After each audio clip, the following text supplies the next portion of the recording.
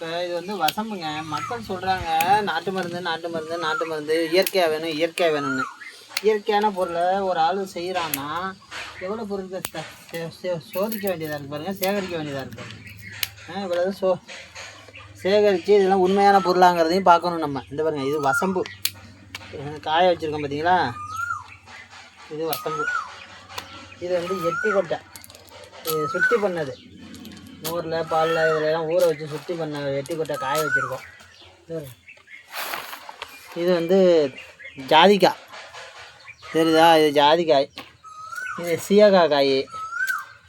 இது வந்து பூலாங்கிழங்கு, இது ஒரு வகையான கிழங்கு பூலாங்கிழங்குன்னு. இது வந்து வேப்ப மரத்து பூ, வேப்பம்பூ. இது வந்து நாட்டு கோரைக்கிழங்கு, பொட்டைக்கோரைன்னு சொல்லி, இது சவுத்து கோரைன்னு சொல்லுவாங்க, அதோட கிழங்கு இது. அந்த பாருங்க, இது வந்து கஸ்தூரி மஞ்சள், இது கஸ்தூரி மஞ்சள். இது வந்து நன்னாரி வேறு,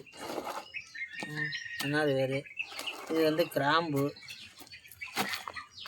இது ஏலக்காய், இது ஓமம், இது வந்து வெட்டி வேறு.